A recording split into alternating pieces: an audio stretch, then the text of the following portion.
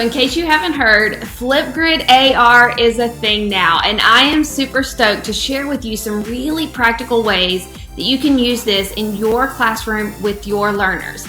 Now what this means is that Flipgrid has woven augmented reality into their platform, and I think you're going to figure out really quickly that there are so many different ways that this can make learning more meaningful for your students. So down below, I've included the blog post where I shared those 5 practical ideas just to kind of get you thinking of what this could look like. But I want to take some time in this video just to kind of walk you through what this looks like in Flipgrid, how you can access it, and exactly what you need to do in order to start using FlipgridAR. A couple of quick reminders: you want to make sure that your Flipgrid app is updated, and you also need to be using a device that supports augmented reality. So let's get started. I cannot wait to share with you exactly what this looks like and how you can use it in your classroom to make learning even more meaningful for your students.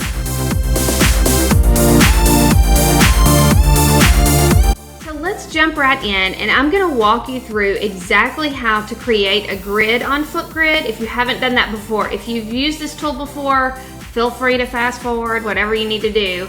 But I am going to walk you through how to create a new grid and then how to access FlipgridAR so that you can use it in your classroom. So you can see I'm already logged in. I've already created an account. You'll want to do that. Flipgrid is free. There's no cost, and you get the full platform, which is amazing. And so I am going to begin by clicking New Grid. So you can see all of my grids below, but I'm going to create a new one so that we can kind of see what this looks like. Now, the first thing that it's going to ask me to do is to select a community type.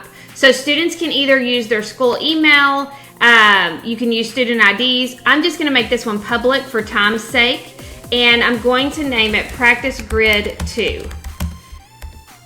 And I can even change the flip code to make this really easy to access. So I'm going to name it Practice 22. And now my grid is ready to go. Now, that does not mean that it's ready for students to use just yet. I want to go in and add some topics. Flipgrid defaults to adding 2 topics: ideas, so a place for your students to just drop in random thoughts, ideas. That's already there. And then there's also a Let's Connect, so where maybe they can introduce themselves, tell a little bit about what they're doing or what they're learning, however you want to use that. And I think you can actually delete the Let's Connect topic if you want to, if you don't want to use that. But I like that it's already there, and that's less work that you have to do. So if I want to add a new topic, just like a grid, I just look for the plus sign, and I'm going to add my topic here. I give my topic a title. That's the first thing that I do, so I'm just going to keep using the word practice because that's easy. I can decide how long I want their responses to be, so maybe I want them to only have 2 minutes to respond, maybe 3 minutes. I think the max is 5 minutes. You also want to consider the time that you're going to have to spend watching these videos. So if you have 25 students and you let every student create a 5-minute video, just remember that as you're letting them create these, because you don't want to make it to be something that you don't look forward to or that is so time consuming that it's not realistic. It is required that you give a description for your topic, so you might ask a question here. And then as we go down, you'll see that there are lots of different things that you can do. You can make your topic active, you can launch, and you can freeze. You can also add topic resources, and I love this because you could record a video with directions for your students. You can upload images, GIFs, emojis, whatever you need to do so that when they hop onto this topic, they know what is expected of them, or they know what they're supposed to be doing. You can also add attachments, so you might add a Google Doc, you might add something from YouTube, OneNote, whatever that looks like. So many different things, and when you guys get in and play around here, you're going to be able to figure this out and play around with some of the feedback, the selfie decorations, those types of things. So I'm going to skip through that because you can spend some time there.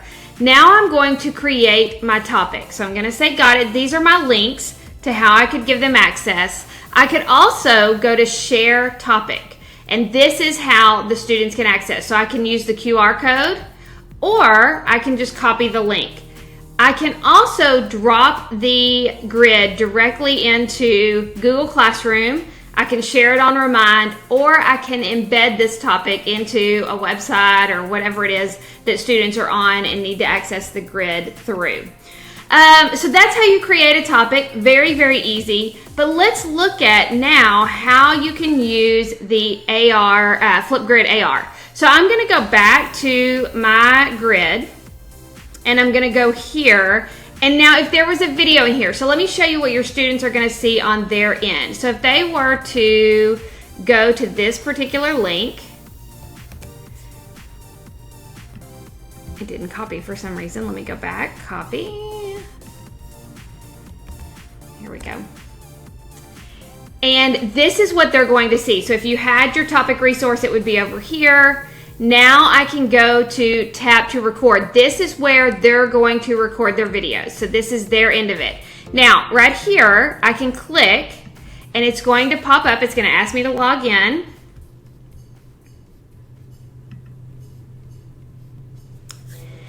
And now I can record my video. So, ooh, my hair is doing some crazy things. Okay, so I'm going to record.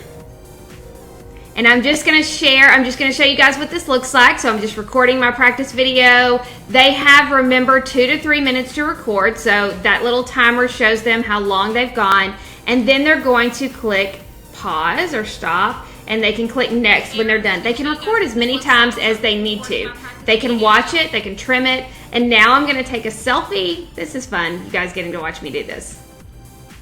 And I can submit that. Now I'm done. It's uploading. I am ready to go. So there is a video now in this topic. Now when I go back here, you will see that when I refresh this page, there should be, when I go to this topic, right here it says print response QR codes. Now you'll notice it doesn't say that in the other topics because there are no videos just yet.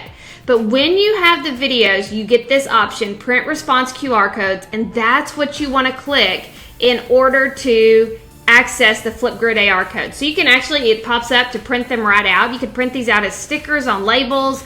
You could print them out on just paper, whatever you want to do. But this is what you want to use in order for students to have those scannable QR codes that will be augmented reality. So the next thing I'm going to show you is how to use a mobile device or how to use any device to scan this QR code and what that'll look like. But I want you to understand exactly how to access those, how to access FlipgridAR. So remember, once there's a video, you will not see this unless there's a video, but once there's a video in your topic, you'll go to print response QR codes. This is what you want to print out for your students to be able to share their videos through augmented reality. All right, next I'm going to show you how to do this with a mobile device. Okay, so I want to show you really quickly what it looks like on a device to actually scan the FlipgridAR code and what it looks like for that video to show up in your space. So I'm just in the Flipgrid app. Remember, you want to make sure that you've updated the app, and you also want to make sure that you're using a device that supports augmented reality. Now, you see where it says Flipgrid at the top, and then it says enter a flip code. To the left of that, you probably see those 4 squares. I'm going to click on those 4 squares right to the left of enter a flip code, and it's going to pull up scan a Flipgrid QR. Now, I haven't printed this out. I'm just going to use the QR code on my computer, but you guys are going to be able to see that the video pops right up. And so I'm going to pause it just by clicking on the video stops. My practice video. You can see I can stop it and start it. So many different ways that you can use this, but you see that the video appears as if it's in my space. Let me show you one more time. Remember, 2 to 3 minutes to record. So you can imagine how cool this might be if parents were using it at home, if they're looking at the whatever it is that you've sent home, and that video pops right up on that document or whatever that looks like. If you had a bulletin board at school, for those videos to pop up right in the space and appear that they're in the classroom. It's so cool, so exciting.